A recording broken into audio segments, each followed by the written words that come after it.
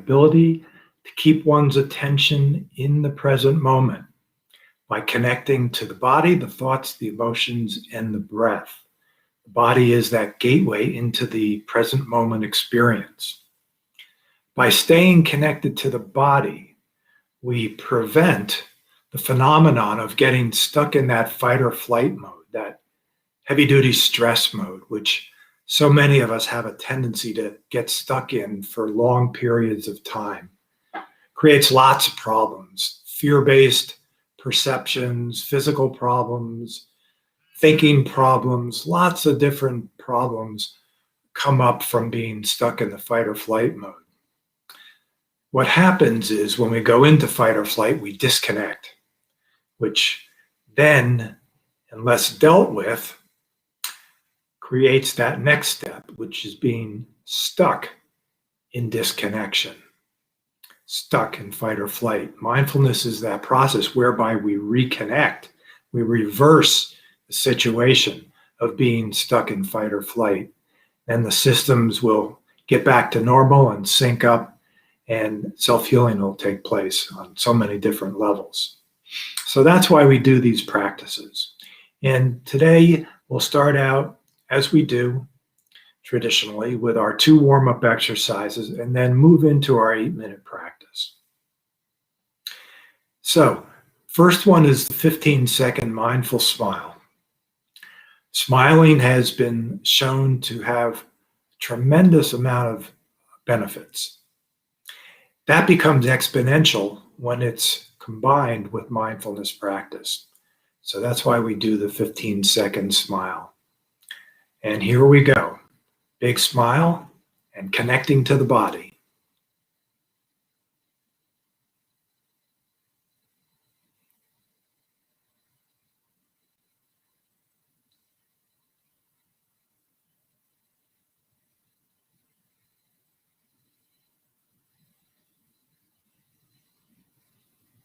Okay, warm-up exercise number 2. Mindful breathing. In mindful breathing, we breathe in and out through the nose because research has showed us that nose breathing actually shifts the autonomic nervous system out of the fight or flight mode. So it's very simple rationale as to why we do the nose breathing. We also pay attention to the lower abdomen, that area below the belly button, because we want to coordinate the in-breath and the inflation of the belly, and then the out-breath and the deflation of the belly. So that's what we call diaphragmatic breathing. It's a very healthy way of breathing. We combine it with that present moment attention, that connection to the body, and we get exponential results. So 2-minute breathing practice. Starting now, eyes open or closed or glancing down, sitting, standing, or walking, whatever you prefer. And breathing in, slight pause, and then breathing out. In through the nose and out through the nose.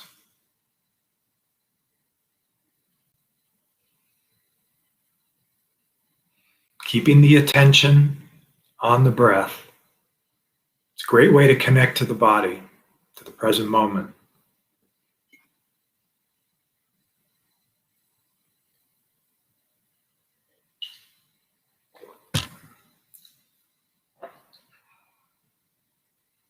A big part of mindfulness practice is also noticing when the attention wanders off. So there's 2 things we do there. We notice where it wanders to. In this case, maybe it wanders to a thought or an emotion or a body part. And then number 2, we bring the attention back to the breath.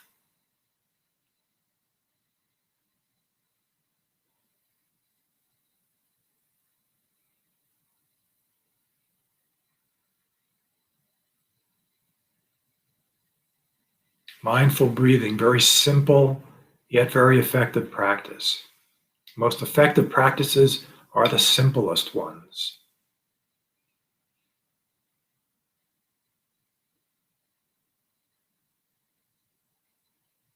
The best explanations are the ones that use the fewest words.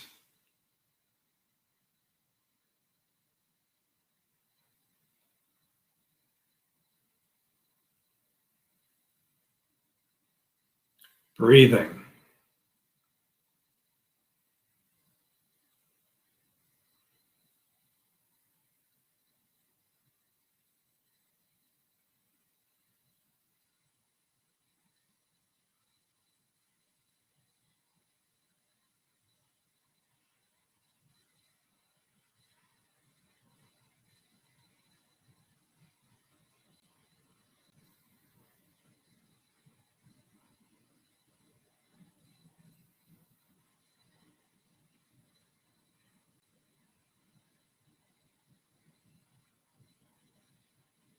Staying with the breath.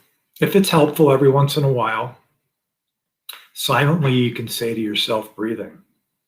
It's good to use your imagination and creativity to create your own personal mindfulness practice. There's little nuances that we can all develop based on what we feel is going to work the best.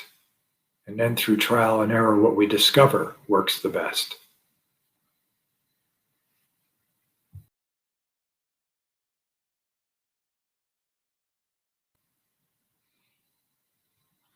Breathing in, slight pause, and then breathing out. Staying with that mindful breathing experience. What does it feel like? What's your experience like with mindful breathing? Okay, so that's our 2-minute practice for a warm-up, our second warm-up. Our 8-minute practice today is going to be a walking body scan. Normally, we do the body scan in a sitting position where we sequentially go through the body mindfully, make that connection, notice what's happening. But today, we're going to combine that body scan while we're walking. And the reason that we do that is so that we don't get stuck in what I call the meditator's trap. And that's somebody who has developed their meditation skills, that formal practice of mindfulness skill, to such a degree that they have great success while they're doing the practice. But then when they go out into their everyday life, their everyday activity, it falls apart for them. So we need to make that intention and then practice these same skills that we do in meditation while we're in everyday activity. And since walking is something that we all do usually every single day, it gives us the opportunity to practice mindfulness in daily activity. You can practice it in any kind of activity.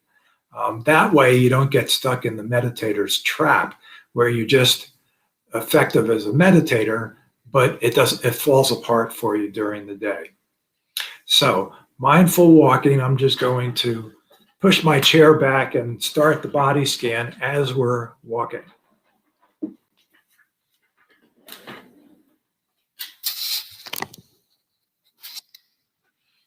All right, so let's begin by mindfully walking. We'll start the body scan shortly, just getting used to being present while we're walking. Keeping the attention on the body, knowing that we're building a bridge now to our everyday activities to be mindful. Building a bridge from our formal meditation practice of mindfulness into everyday activity. You can do this with any activity. Today we're walking.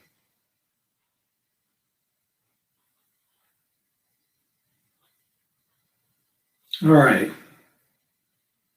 Start the body scan while we're walking, bringing the attention to the feet and noticing what's present.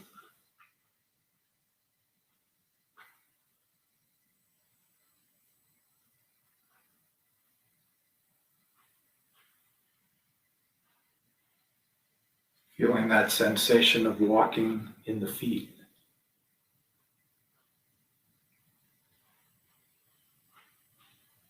And then letting go of the feet, bringing the attention to the breath.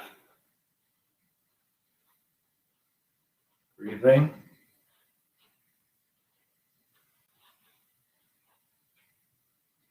And now shifting the attention to the lower legs. So the ankles calves and the shins. Noticing what the experience is in the lower legs. With experience, basically you've got three choices here. You're going to either experience comfort, discomfort, or neutral. There may be no particular experience at all, and so we'll call that neutral. But that's still part of mindfulness. Lower legs.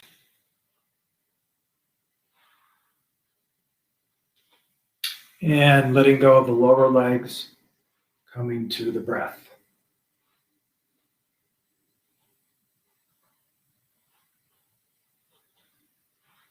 And now shifting the attention to the knees and the upper legs.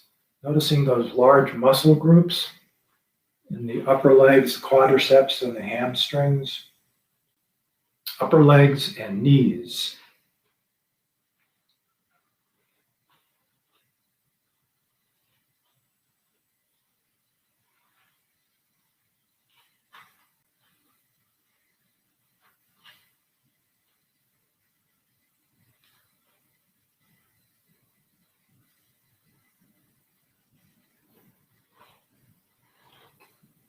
And letting go of the upper legs and knees. Returning the attention to the breath, using the breath as the anchor.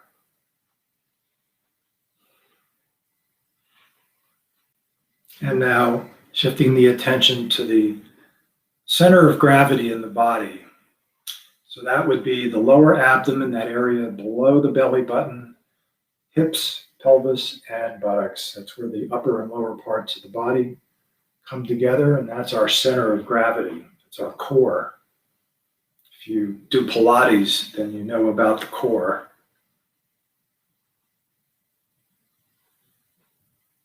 Keeping the attention right there, noticing, as we do in meditation, noticing when the attention wanders off, where it goes to, and then bringing it back to where we are.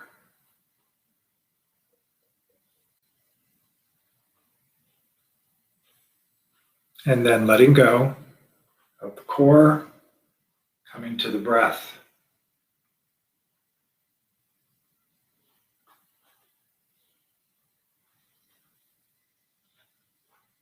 And now shifting the attention to the back. So noticing the back muscles, the spine. What's your experience there? Comfort, discomfort, or neutral?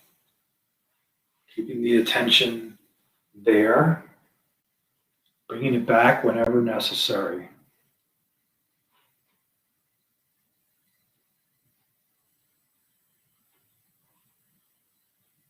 And letting go of the back, coming to the breath.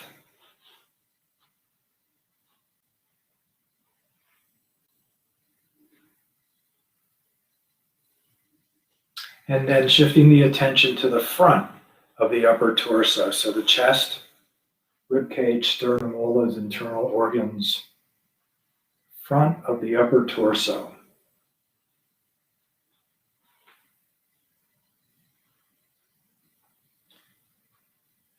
Remember that the body is the doorway into the present moment. So we want to stay connected. When we get stuck in fight or flight, we disconnect, and that creates lots of problems. So mindfulness will connect us, gradually reverse the problems that are caused by being stuck in fight or flight. So letting go of the upper torso, front of the upper torso, coming to the breath.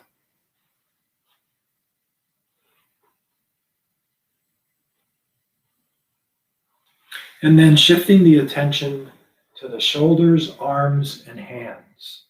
Shoulders, arms, and hands.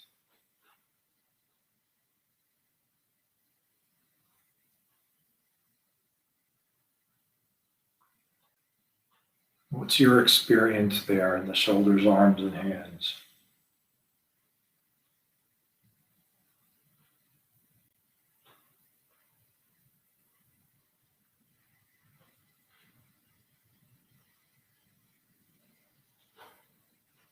And letting go, coming to the breath, breathing. experiencing the breath in and out through the nose. The belly inflates on the in-breath, deflates on the out-breath. And now shifting the attention to the neck and the head. Noticing those neck muscles, the cervical spine, the jaw, the sides of the face, the ears, mouth, teeth, tongue, nose, forehead, and top of the head. So the head and the neck.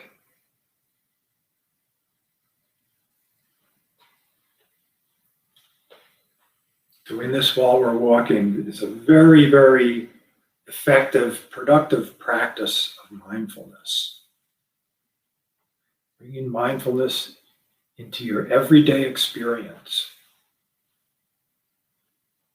And now expanding the field of attention to include the head, neck, shoulders, arms, and hands, upper torso, front and back, core, which is the lower abdomen, hips, pelvis, buttocks, upper legs, knees, lower legs, and feet. So holding the entire body in our field of attention and experience.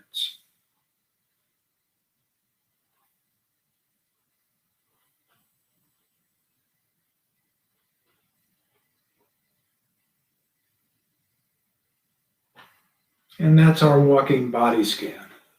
So if you want to continue as we finish up, you can do that. Or I'm going to take a seat, take a question, and finish up with our smile practice.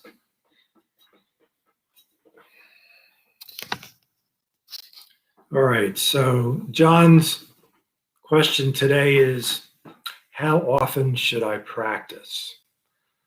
All right, so let me answer that from an athlete's point of view.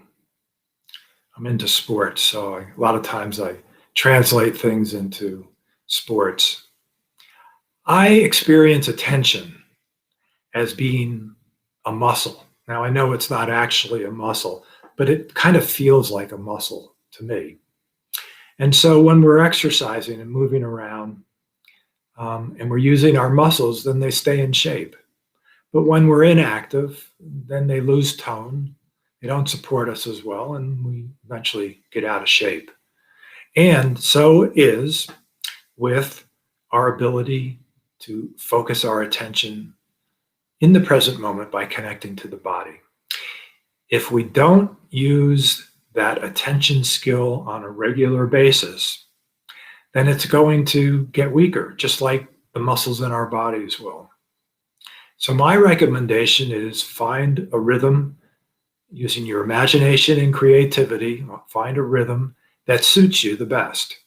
Myself, I practice every day because I notice a difference when I don't practice. My attention muscle just doesn't work as well. So I usually recommend that you find a regular practice, hopefully every day, but as often as you can. That way you'll keep your attention muscle toned and working well for you. So I hope that answers your question, John, about how often to practice. And let's see, so finishing up now with our 15-second mindful smile. Here we go. Big smile.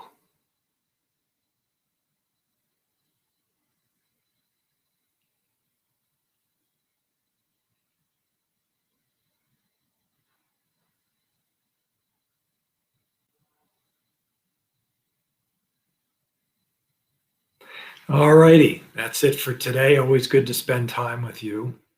See you next time. Take care and be well.